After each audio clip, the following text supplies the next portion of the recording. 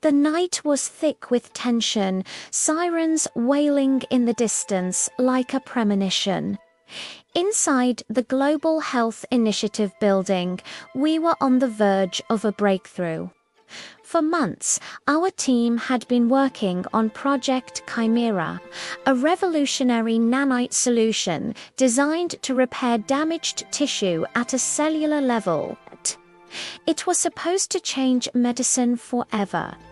We were just hours away from the final simulation.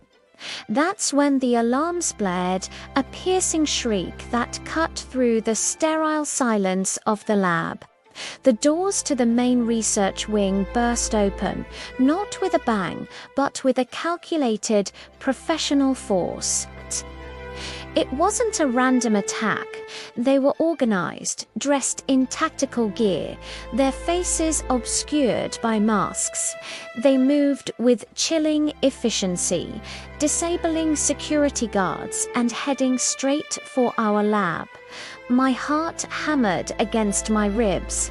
Dr. Eris Thorne, the lead scientist and my mentor, turned to me, his face pale but his eyes resolute. "Secure the primary sample." Now, he commanded. I didn't hesitate.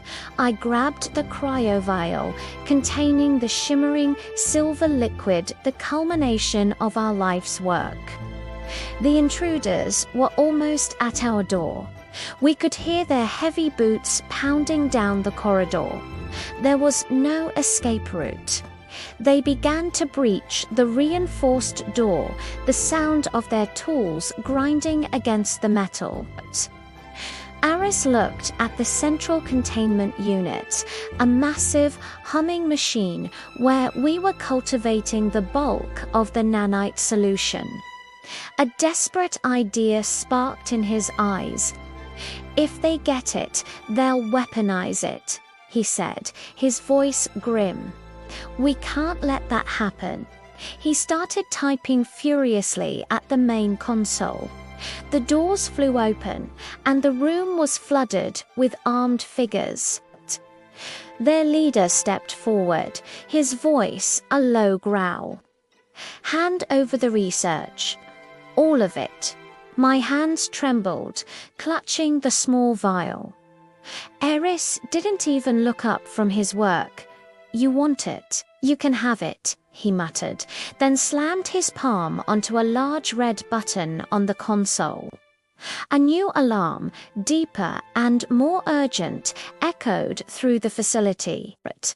A voice from the ceiling announced, "Emergency protocol initiated. Containment field overload in 10-9. The intruders looked around, confused, their weapons still aimed at us. Their leader shouted, "What did you do?" Aris just smiled, a sad, final smile. "I'm making sure it can never be used to hurt anyone." 8-7. Panic erupted. The armed squad realized they were trapped. They started firing at the console, at the containment unit, but it was too late. 6-5. I ducked behind a reinforced workstation, shielding the vial with my own body. I saw the leader lunge for Eris, but a shimmering wave of energy was already beginning to emanate from the central unit. 4-3. The light grew blindingly bright, a pure white energy that filled every corner of the room. I could feel a strange vibration in the air, a deep hum that resonated in my very bones. 2-1. A wave of force, silent but incredibly powerful, washed over us. It wasn't an explosion. It was more like a crystallization. The world went white. When my vision returned, the room was silent.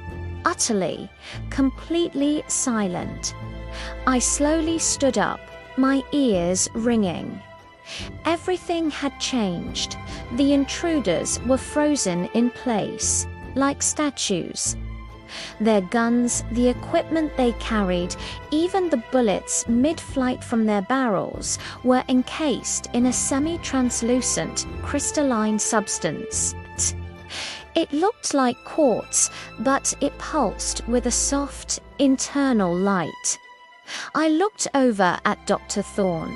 He was standing by the console, one hand still outstretched, also encased in the same material. But he wasn't gone. I could see through the crystalline shell his heart was still beating, a slow, steady rhythm. Everyone in the room, friend and foe, was in a state of suspended animation. The nanites, designed to heal, had encountered a threat and responded in the only way they could. They solidified everything, preserving it in a state of perfect stasis. They contained the threat permanently. I was the only one unaffected, shielded by the workstation and the insulated vial in my hand. The emergency was over, but a new, more profound challenge had just begun.